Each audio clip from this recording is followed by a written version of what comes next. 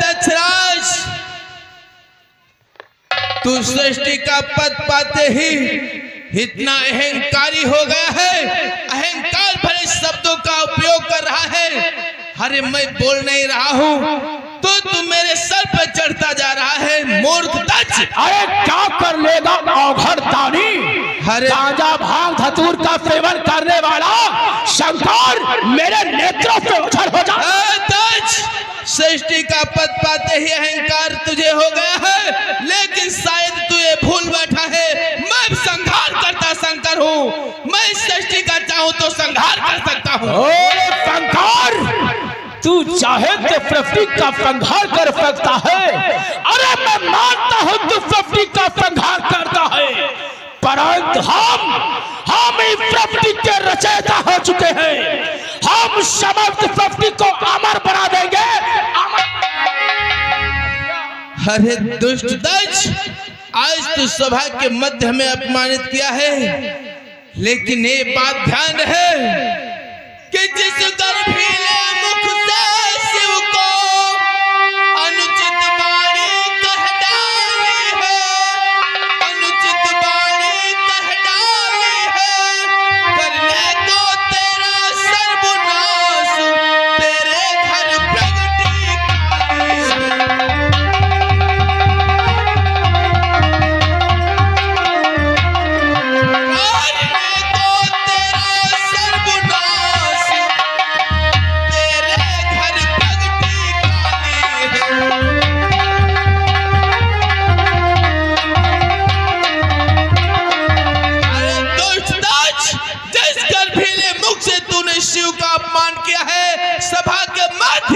अरे तेरा अहंकार नष्ट करने के लिए तेरे घर में काली पैदा हो चुकी है। शंकर तू अपमान के ही योग्य है। अवघड़ दानी मेरे नेत्र पे ओझल हो जा, इसी में तेरी भलाई है। चला जा पंथा। मैं सभा से जा रहा हूँ, लेकिन ध्यान रहे जिस तरह तूने मेरा भरी सभा के बीच में अपमान किया है, एक दिन इसी भरी सभा में तेरा भी अपमान करूंगा। अगर अपमान ना किया तो मेरा नाम भी शंकर नहीं है। तू मेरा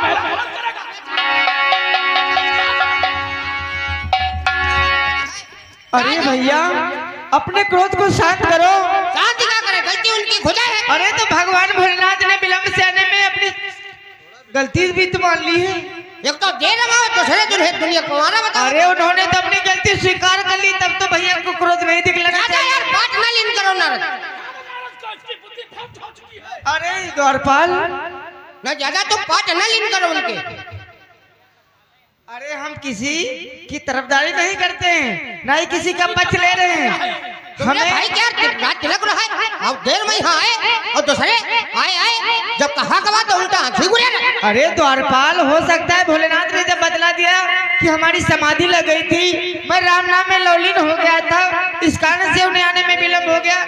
इसके लिए उन्होंने जब गलती स्वीकार कर ली तो क्रोध दिखलाने का क्या फायदा। नारद मेरे राज अभिषेक से बढ़कर उसकी समाधि थी।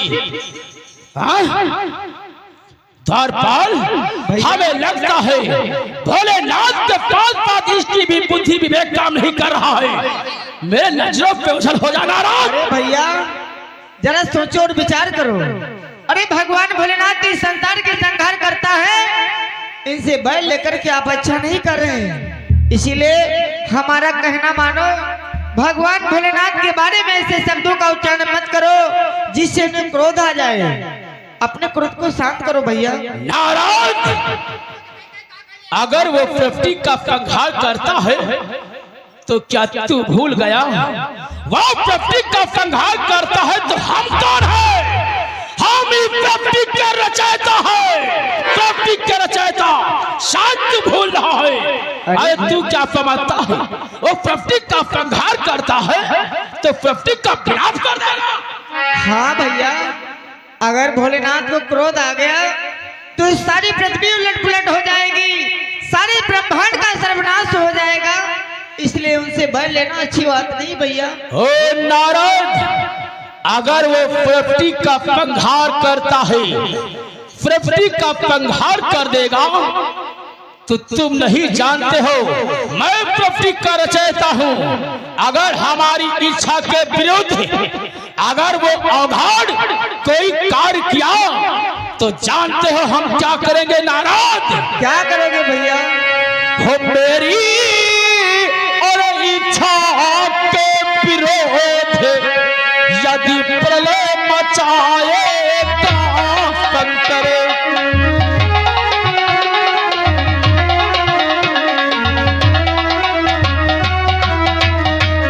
और मेरी इच्छा के विरोध और यदि प्रलय मचाएगा शंकर, ओ अपने को संहारक पद पर फिर कभी न पाएगा शंकर।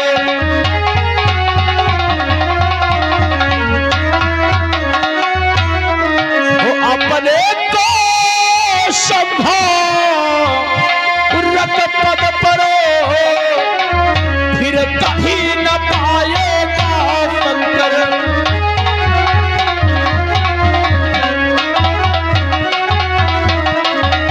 मैं 50 का रचयिता हूँ, अगर हमारी इच्छा के विरोध वो 50 का संहार करेगा, अगर वो प्रलय मचाएगा तो हम उसे 50 के संहार करता जो है उस पद पे उसको हटा देंगे। अगर वो 50 का संहार करेगा हम समस्त 50 में अमृत भर देंगे, समस्त 50 को अमर बना देंगे, अमर बना देंगे। अरे भैया ये कैसी बातें करते हो? इस सारे संसार को आप अमर बना दोगे तब तो अनर्थ ही अनर्थ हो जाएगा, क्योंकि जानते हो भैया बोल नारद कि सारी की सारी सृष्टि ही हो, सारी की सारी सृष्टि ही यदि भैया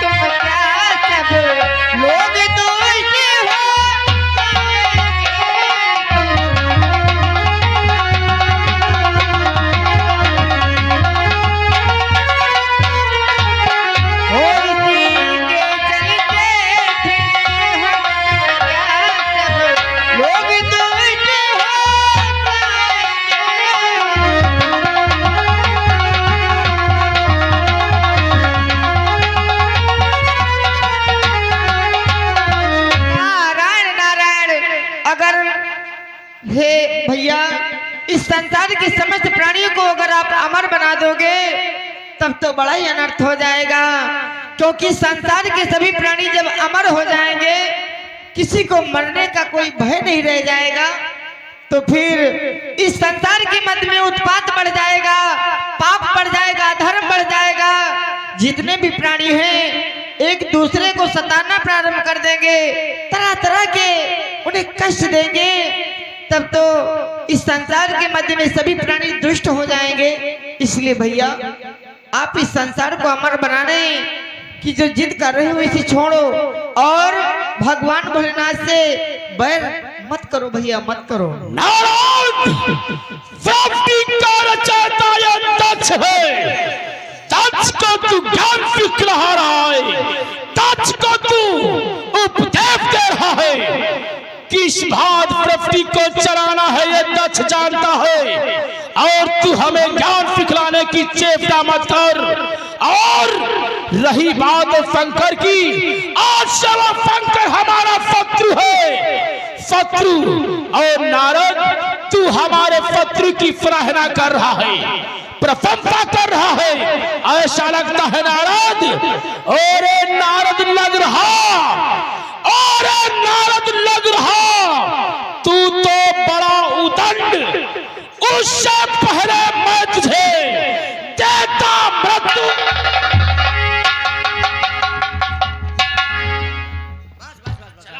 अरे ये तुम्हार भाई यहाँ, इनका कहे खाया जा। हमारा भाई होकर हमारे शत्रु की सराहना कर रहा है। चाहे इनको नहीं आवाज, लेकिन कहा बतावा जाए। अच्छा हुआ जो भाग गया, अन्यथा उस शंकर से पहले मैं नारद को मृत्यु दंड देता। सही कहा। दरबार ये सभा समाप्त की जाए। बंद करो।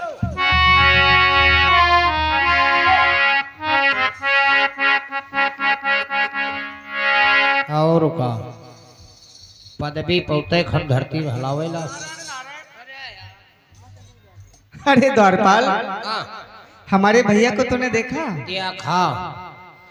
इस संसार के मध्य में बतलाया गया है हाँ, कि जब तक मनुष्य कंगाल रहता है, दुखी रहता है, हाँ। किसी प्रकार का कोई उत्पात नहीं करता है। हाँ। और लिखा भी है, जानते हो द्वारपाल, क्या? कि जब तक मनुष्य कंगाल रहे, कोई उत्पात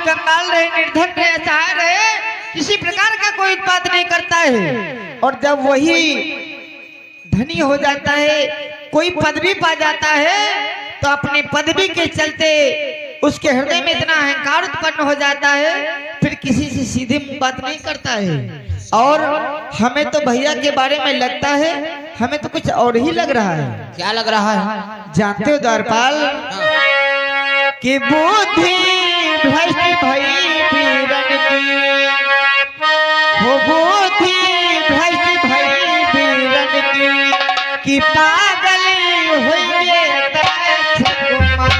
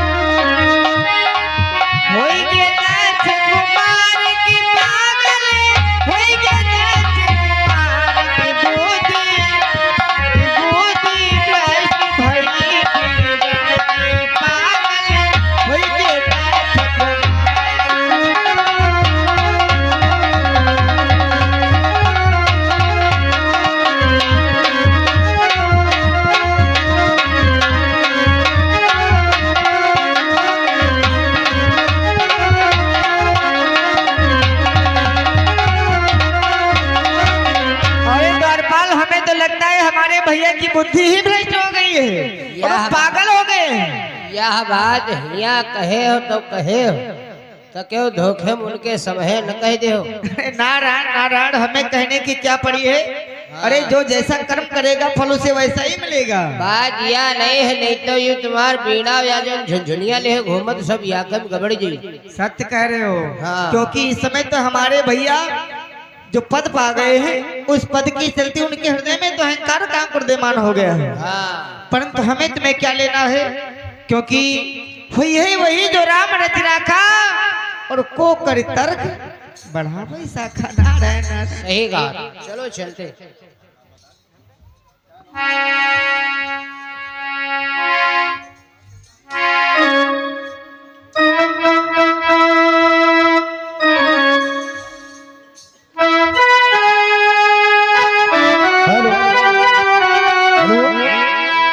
देखिए प्यारे भक्तों, hello hello hello Raju, hello hello hello hello.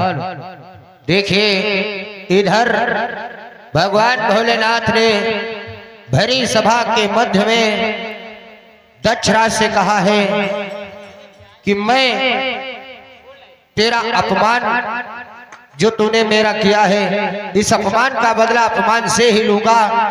और देखिए भगवान भोलेनाथ की माया के अनुसार महाराज दक्ष के घर में एक काली के रूप में कन्या उत्पन्न होती है। और देखिए वो कन्या जब सयानी हो जाती है तो देखिए इधर क्या होता है। कुछ संतों के मतानुसार देखिए वो अपने भजन कीर्तन में मगन है, अपने इष्ट देव की आराधना कर रहे हैं। और देखिए तब क्या होता है, आओ देखते हैं कि प्रजापति दक्ष की पुत्री सती आती है तो क्या बातचीत होती है।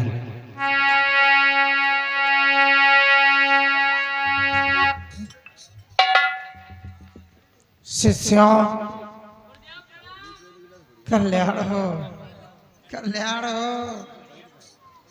शिष्यों बोलो गुरुदेव। चलो चलते हैं अपने आराध्य इष्ट देव के पास, उन्हीं का भजन कीर्तन करते हुए अपने मन को लगाते हैं। चलिए गुरुदेव। अरे बेटा त्यागी, कहाँ थे अब तक? अरे बाबा हम इसी नदिया पर टहले गिर। ये बतलाओ, हाँ। हमारे भगवान इष्ट देव की मंदिर की साफ सफाई तुमने किया अथवा नहीं किया? साफ सफाई कह कह तब गिरा। और धूप जलाया था नहीं जलाया? धूप नहीं जलावा, धूप चलो जला लीजिए जो पूजा आराधना चलो की। तो फिर चलते हैं, मंदिर की ओर प्रस्थान करते हैं। चलो बाबा। हम मनवाधीरज धार हर चरण में चले।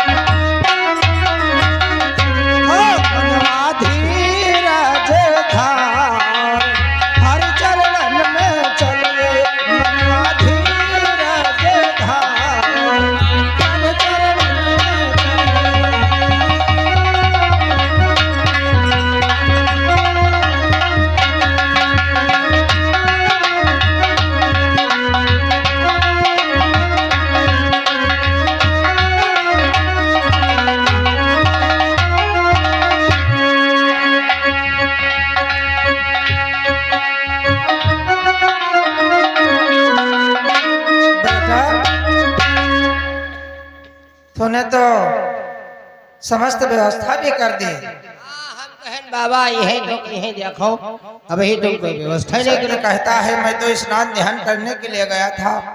आप बैठ करके अपने आराध्य देव का भजन व गुणगान करते हैं। सजाए